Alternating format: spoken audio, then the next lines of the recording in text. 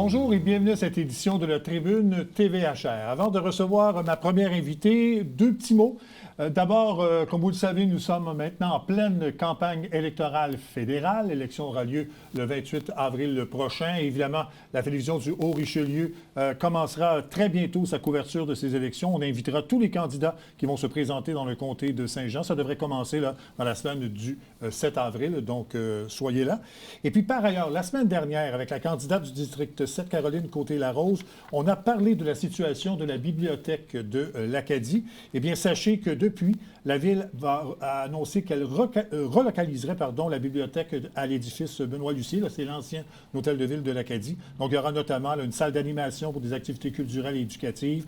Le théâtre de Grand Pré demeurera dans l'édifice actuel qui va accueillir également une salle communautaire. Donc voilà pour ces deux dossiers. La première invitée est la directrice générale du Centre de services scolaires des Hautes-Rivières. On a plusieurs dossiers à discuter avec elle. Il s'agit de Mme Marie-Claude Huberdeau. Mme Huberdeau, bonjour. Bonjour, M. Tremblay. Avant de parler du sujet principal, là, qui est le report de la construction de l'école dans le secteur Colibri à Saint-Luc, un petit mot peut-être sur la décision du ministre Drainville d'élargir la loi sur la laïcité dans les écoles. Qu'est-ce que ça vous touche exactement? Quelles conséquences ça a pour les écoles du centre de services scolaires? En fait, la laïcité, le respect des encadrements liés à la laïcité, c'est pas tellement un enjeu dans notre centre de service de par la composition de notre clientèle. À la rencontre des gestionnaires du mois de mars, on a justement on a sondé nos écoles pour s'assurer de la conformité. C'est vraiment 100 des établissements qui disaient être conformes dans l'application de la loi actuelle. Maintenant, dans l'élargissement, comme c'est pas un enjeu pour le moment, nous, on voit pas de problématique, on n'entrevoit pas. Par contre, tous les leviers qui nous aident à nous assurer de la qualité des services éducatifs dans nos écoles, à l'améliorer, on voit ça d'un bon œil. Donc, on attend la suite. Bon, parfait. Donc, tombons dans le vif du sujet. Le ministère de l'Éducation qui a annoncé le report de la construction de l'école dans le secteur Colibri. Quelle est votre première réaction à cette annonce-là? Bien, la première réaction, c'est qu'il faut collectivement tous faire notre part pour retrouver l'équilibre budgétaire. Donc, le ralentissement des travaux d'infrastructure, c'est normal qu'on accueille ça avec ouverture parce que, comme je disais tout à l'heure, il faut contribuer. Puis une organisation d'envergure comme le centre de service, évidemment, qu'on soit mis à profit, c'est parfaitement normal. Bon, maintenant, après ça, quand je regarde, moi, mes enjeux plus égoïstement, dans le cas de l'école des Colibris, le moment où l'annonce est arrivée, c'est-à-dire en décembre, dans la planification des travaux, on en était vraiment encore à l'analyse.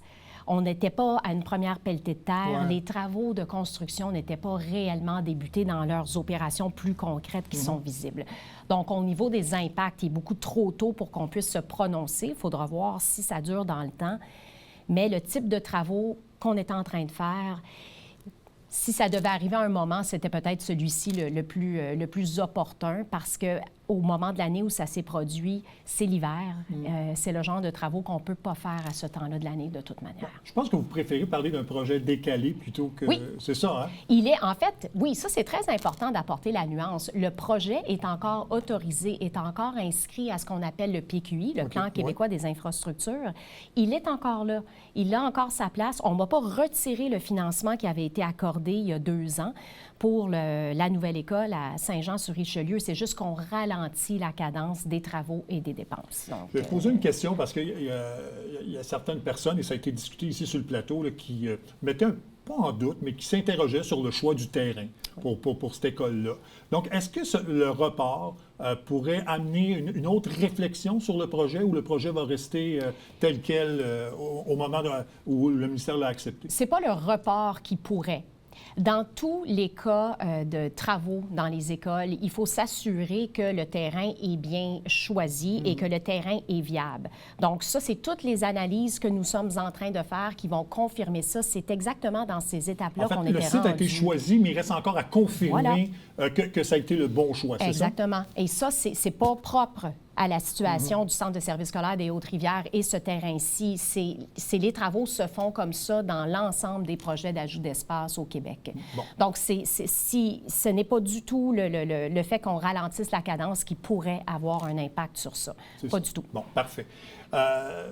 peut-être un peu revenir sur un peu la genèse de ce projet-là. Donc, ça a été accepté parce qu'il y a un besoin. Oui. C'est un secteur qui se développe beaucoup. Donc, il y avait un réel besoin là, pour la construction d'une école dans ce secteur-là. Oui, tout à fait. Le financement nous a été accordé en juin 2023, si ma mémoire est bonne, après 1 an d'analyse de faisabilité. Et dans les faits, la clientèle, c'est 400 élèves qu'on déplace du grand secteur de l'île Sainte-Thérèse, donc qui comprend Jean Talon, Fleur-de-Lys et tout ça. C'est 400 élèves qu'on déplace dans 2 écoles qui sont quand même assez loin du domicile des élèves, à savoir l'école Notre-Dame du Sacré-Cœur au centre-ville de Saint-Jean et Joseph-Amédée Bélanger. Oui, et c'est des écoles probablement qui sont déjà sur, il n'y a pas une surpopulation, mais qui sont déjà, j'imagine, très remplies au niveau du nombre d'élèves. Je vous dirais que dans l'ensemble de nos écoles, vraiment, on optimise. Dans le grand secteur de Saint-Jean, là, c'est 11 écoles sur 13 qui sont remplies à pleine capacité, dont ces 2 écoles-là. Alors, le fait que les travaux soient ralentis, par contre, comme les élèves ont déjà une place dans une école, je n'ai pas ce problème-là. Je n'ai pas à déplacer de la clientèle, c'est déjà fait. Mais il n'y aura pas de nouveaux enjeux, dans le fond, pour ces élèves-là, c'est ça? Non, pour le moment, non. Mais il faut voir pendant combien de temps le projet va être mis sur pause. Ça, c'est sûr et certain, parce qu'après, ce qu'il faudra regarder, c'est l'impact sur l'échéancier. On vise encore, on souhaite une ouverture pour 2027, mais il est beaucoup trop tôt pour moi de dire aujourd'hui, oui, ce sera possible ou non. Ça va se préciser dans les prochaines semaines. Parce que au moment de l'annonce du ministère, là, on met ça sur pause, mais il n'y a pas de date. On ne sait pas si le projet sera relancé bientôt ou dans un échéancier plus loin. Là. Exactement. Ça va être dans la nouvelle... Ce qu'on nous a dit, c'est que ce serait dans la nouvelle année financière qui débute au 1er avril qu'on aurait des nouvelles pour la suite. Bon, on va se croiser les doigts et on va espérer que ça fonctionne. Bon, il y a eu des enjeux également au niveau de la rentrée scolaire. Bon, le gouvernement a annoncé l'ajout d'aide à la classe, tout ça. Bon, comment ça se passe dans le quotidien, l'ajout de personnel dans les classes? Bien, l'ajout de personnel dans les classes, je disais tout à l'heure, tous les leviers qui nous aident à augmenter la qualité des services, on voit ça d'un bon œil. Ajout ou pas, je vous dirais que moi, je ne diffère pas des autres, là. Une de nos grandes préoccupations, c'est la pénurie de personnel. Oui. La pénurie de personnel, et là vous parlez d'aide à la classe, mais ça touche vraiment maintenant tous les secteurs. On entend souvent parler des enseignants, mais ça touche le personnel administratif, ça touche le personnel de soutien, nos techniciennes en éducation spécialisée, ça touche le personnel de service de garde. Ça fait en sorte que dans le centre de service scolaire des Hautes-Rivières, maintenant, on travaille différemment. Le recrutement, c'est une activité qui se fait maintenant à tous les jours, alors qu'avant, c'était dans des périodes de pointe avant la rentrée, évidemment, pendant l'été. Et ce qu'on a fait chez nous, on tente de voir venir. On sait que c'est de plus en plus difficile, mais on s'est doté récemment d'une planification de main-d'œuvre. Donc, sur 5 ans, on est capable de projeter dans quelle catégorie d'emploi on aura le plus de départs. Okay. On croise à ça la hausse de clientèle et le taux de roulement habituel. Et après ça, bien, de ça va arriver un plan directeur des ressources humaines où on va se donner des cibles de recrutement pour pas juste voir venir. Il faut voir venir, plutôt pas juste réagir. Oui, exactement. Ça peut pas être au mois, il faut se donner des cibles et commencer à recruter. Parce que la pénurie de main-d'œuvre ne se réglera pas demain matin. Absolument pas. On en a encore pour plusieurs années devant nous. Donc, il faut faire 2 choses. Repenser l'organisation du travail, parce qu'il faut le dire, dans le secteur de l'éducation, les plans de poste sont les mêmes depuis 30-40 ans. Il y a des nouveautés comme les aides à la classe, mais il faut surtout travailler en mode anticipé, se donner des cibles parce que sinon, la situation va durer, elle est parmi nous, puis on ne peut plus juste garder nos mêmes méthodes parce que les problèmes sont nouveaux, sont beaucoup plus complexes, donc ça nécessite vraiment des changements à ce niveau-là. Est-ce que vous le constatez? Parce que je pense que vous êtes en tournée actuellement là, des établissements scolaires du centre de service. Vous constatez ça et quels sont un peu ce que vous avez constaté dans cette tournée-là, justement? Je débute ma tournée en avril. Ah donc, oui, on l'a annoncé. Non, il y a 10 établissements que je vais visiter. Je les avais tous vus, ou presque. Là, on a 45 établissements quand je suis arrivée comme directrice générale en 2022. Écoutez, qu'est-ce que je constate au niveau de la pénurie? C'est sûr que ça nécessite beaucoup de réorganisation parce qu'il faut former ces gens-là. C'est que maintenant, il y a la pénurie dans le sens qu'on a moins de gens pour faire les postes, mais on vit aussi la perte d'expertise. Donc, même quand on trouve des gens, que ce soit au niveau des enseignants, du personnel de soutien administratif, d'intervention auprès des élèves, les gens n'ont plus nécessairement l'expérience ni même l'expertise. Donc, il faut premièrement s'assurer que ces gens-là arrivent, soient bien accueillis, mais il faut les former pour qu'ils ne soient pas juste fonctionnels, mais qu'ils se sentent bien dans leur travail. Imaginez-vous la souffrance quand on arrive et qu'on n'a pas les compétences, on n'a pas les connaissances pour exercer son travail. Si on veut garder notre monde, être plus attractif, avoir une plus grande rétention, on tente vraiment de mettre toutes sortes de choses en place pour accompagner et développer le personnel. Exactement. Et là, on parle d'accompagnement aux élèves, parce que les problèmes, je pense que les jeunes et même les parents sont plus conscients des problèmes qui existent actuellement, mais pour ça, il faut avoir les ressources. On ne les a pas toujours, ces ressources-là, ou en tout cas, ils sont peut-être débordés un peu, non? Bien, en fait, débordés, effectivement. Les gens nous nomment que la tâche est plus complexe. Oui, voilà, elle a évolué. Maintenant, c'est pas juste une question, je reviens à ce que je disais tout à l'heure, c'est pas juste une question d'ajouter des ressources. Les élèves qu'on a devant nous aujourd'hui, là, ne vivent pas la même réalité que moi, je vivais quand je suis allée à l'école. Je ne vous dirai pas le nombre d'années, là, mais il y a un certain nombre de décennies de ça. Moi, ça me encore à plus loin. Oui, c'est ça. La vie a changé. Oui. Et la vie a changé, elle est de plus en plus complexe, ça c'est un fait. Donc oui, je suis bien prête à ajouter des ressources. Et si vous regardez le plan de poste chez nous, là, il est en hausse beaucoup plus grande que ma hausse d'élèves. Donc les ressources, on les ajoute, mais c'est qu'est-ce qu'on fait, comment on intervient. Je vous parlais de changer l'organisation du travail au niveau des ressources humaines, mais au niveau de comment on intervient auprès des élèves, là aussi, il faut actualiser nos pratiques. Parce que même si j'ai des ressources devant les élèves, ce ne sont tellement pas les mêmes problématiques, la même réalité qu'ils vivent, qu'il faut s'adapter. Il faut actualiser les pratiques. Le Centre de service aussi a adopté une politique, je pense, là, qui vise à prévenir et contrer le harcèlement, la violence au travail, promouvoir la civilité. Peut-être nous en parler un petit peu.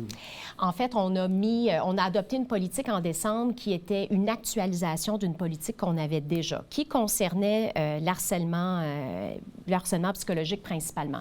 Il y a eu des changements législatifs. Donc, qu'est-ce que ça apporte de nouveau? Bien, ça apporte beaucoup de leviers pour s'assurer que nos milieux soient plus sains et sécuritaires. Donc, oui, il y a toute la partie harcèlement. Nous, on avait déjà des mécanismes pour dénoncer, pour signaler et ensuite pour gérer les plaintes. Mais la grande nouveauté, je vous dirais, et là où on voit beaucoup de leviers, c'est la promotion de la civilité. Ouais. Puis j'aime beaucoup plus parler du positif que de l'autre aspect. La civilité, là, c'est à ne pas minimiser comme étant un élément clé pour qu'il y ait une convivialité, un climat sain dans nos milieux de travail, dans nos écoles et au centre. Ça va passer par de la formation et je vous dirais, ça va passer par rejoindre l'ensemble de notre communauté, pas seulement notre personnel, parce que l'ensemble du personnel devra être formé, mais nos parents et les partenaires avec qui on travaille. Est-ce que ça va venir un plan de formation, j'imagine? Oui, absolument. Un plan de formation pour l'ensemble des membres de notre personnel et des parents. Puis très concrètement, pour promouvoir la civilité, on a commencé à prendre des actions. On a une étiquette pour comment les règles de bienséance quand on s'exprime sur les réseaux sociaux et on a eu quelques journées de neige en février. Je ne sais pas si vous avez, remarqué comme nous obligeant à fermer les écoles pendant quelques jours. Et on a mis en pratique cette nouvelle étiquette-là et la promotion de la civilité. On a laissé libre cours aux commentaires sur les réseaux sociaux. On souhaite que nos parents et nos élèves puissent s'exprimer, mais en mettant bien en garde que les élèves nous regardent. Donc, c'est important comme adulte de faire preuve de civilité, même quand on est derrière un écran. On donne l'exemple et ça, c'est très, très important d'être des modèles en éducation. Oui, on donne des cours pour plein de choses, mais pas des cours pour comment s'exprimer sur les médias sociaux. Mais, ça viendra peut-être un jour. Assurément. Merci beaucoup, Mme Huberdeau, de toutes ces explications et puis au plaisir de se reparler un jour. Ça me fait plaisir. Merci. Au revoir. On revient après la pause. Salut, ici Alexandre Baudouin. Et François Trépanier. Hey, François, souvent les gens nous demandent quand est-ce qu'on peut vous regarder? Mais là, c'est à partir du mercredi. Mercredi, 19h, on vous fait découvrir des acteurs de l'industrie sportive locale qui se distinguent. Manquez pas ça.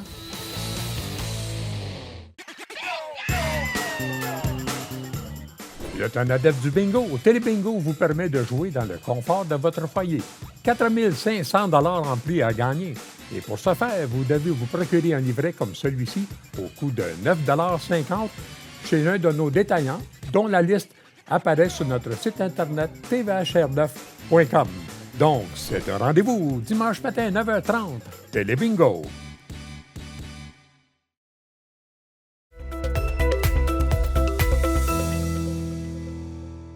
Mon prochain invité va se présenter cette fois comme candidat indépendant dans le district 8 de Saint-Luc. C'est le conseiller sortant, M. Marco Savard. M. Savard, bonjour. M. Tremblay, bonjour. Bonjour. D'abord, la première question. Pourquoi cette fois-ci vous présentez-vous comme conseiller indépendant? Vous l'avez déjà fait dans un autre mandat. Exactement. Mais cette fois-ci, donc avec aucune équipe. Donc, pourquoi?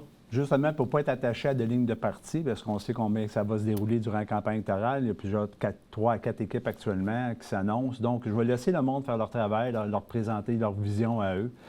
Moi, je pense que ma vision est très claire. Je veux travailler avec mes citoyens, être à l'écoute de mes citoyens, puis je ne veux pas m'attacher pour l'instant avec une ligne de parti.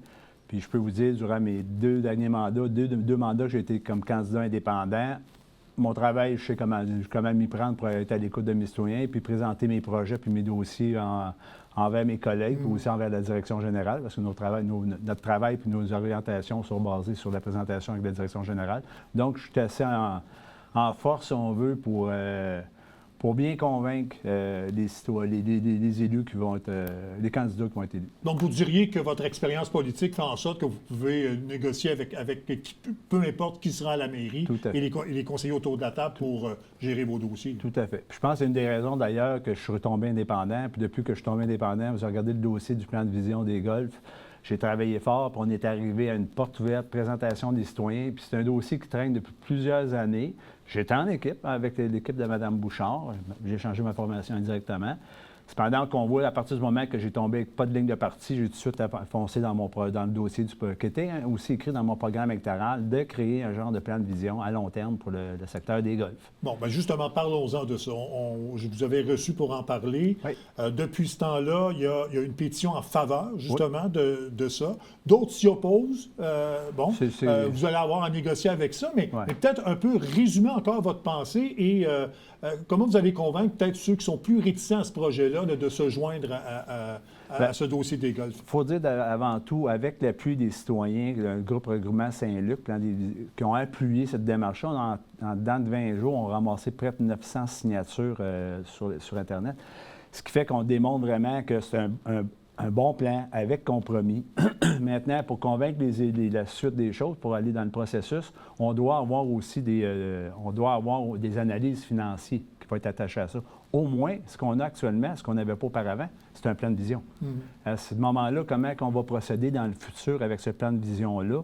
Bien, on va pas mal l'intégrer suite aux prochaines élections qui s'en viennent, qui va être nommé, puis comment on va conserver. Mais une chose est sûre, où ce que les gens ont adhéré à ce plan de vision-là, c'est la cession des terrains par les promoteurs qui ont déposé des projets à l'époque.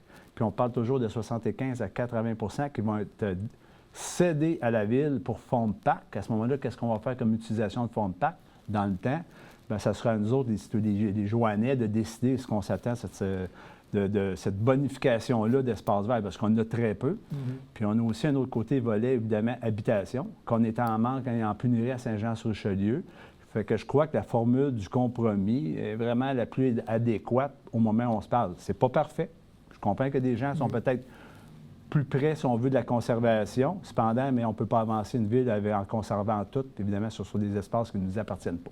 Cependant que le compromis, 75-80 cession volontaire des promoteurs, je pense que c'est la bonne orientation à prendre. Parce que je ne me trompe pas, les propriétaires des terrains sont en faveur, je pense, du plan que vous avez déposé. Actuellement, la famille Baillargeon, entre autres, qui gove la mairie, eux autres ont présenté leur appui à ce moment-là.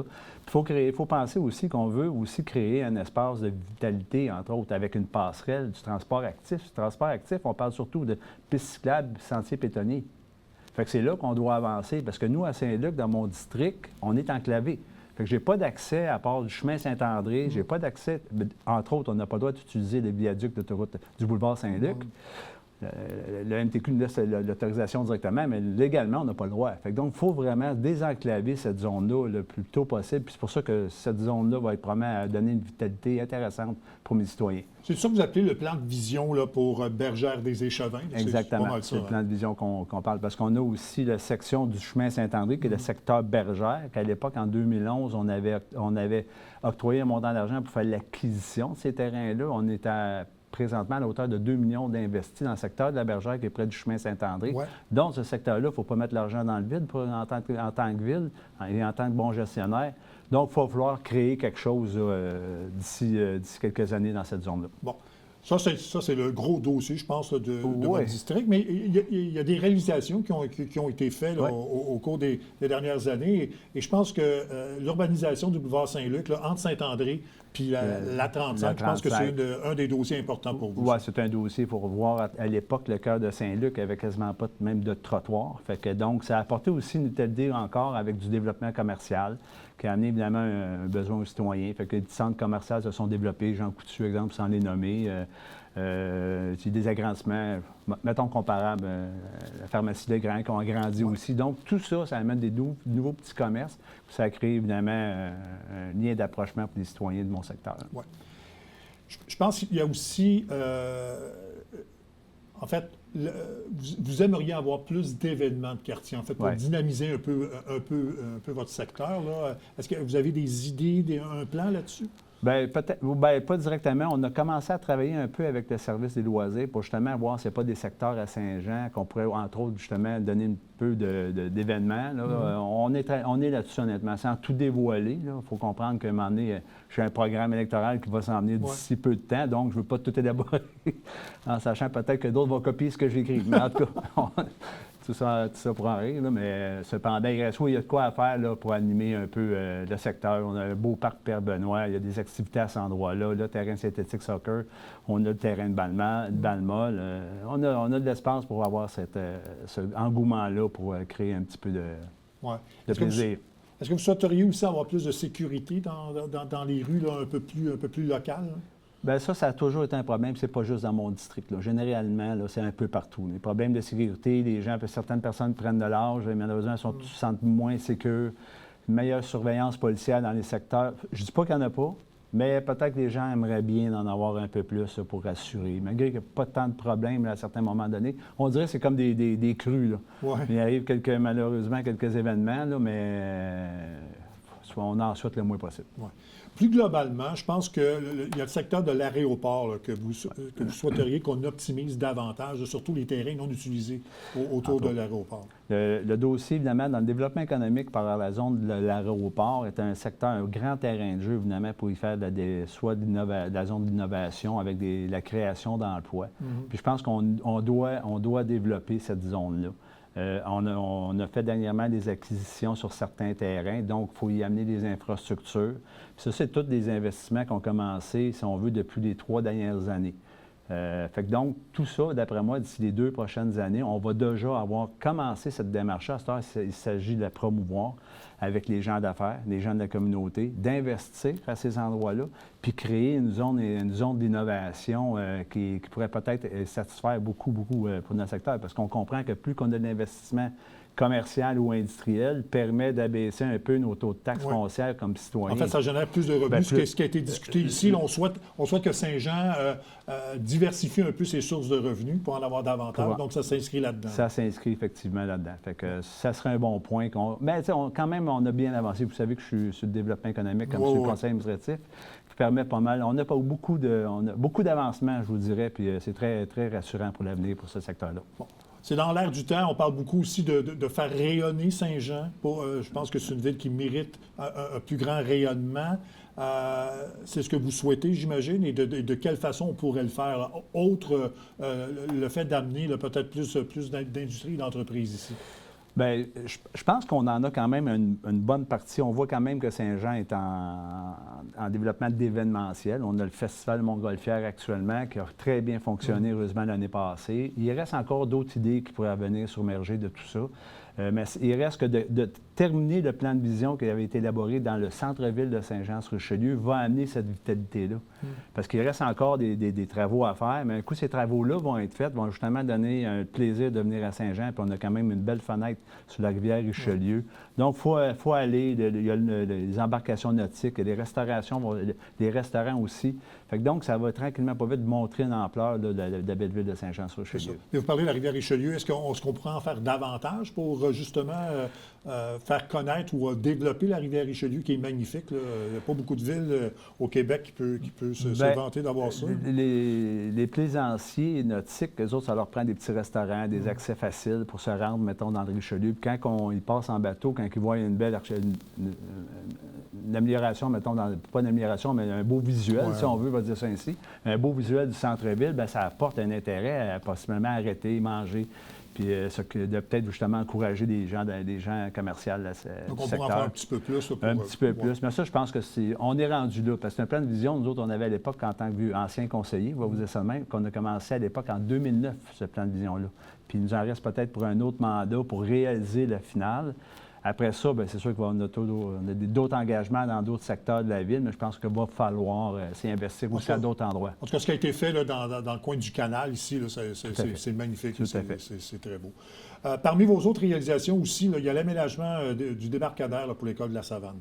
Oui, ça, c'est un dossier qui était évidemment très attendu à l'époque. Quand je suis rentré comme conseiller municipal, on a progressé rapidement. Il y avait quand même 2 enjeux, 2 écoles, centre d'un boulevard où il passe près de 16 000 véhicules par jour, dont beaucoup de camionnage d'eau.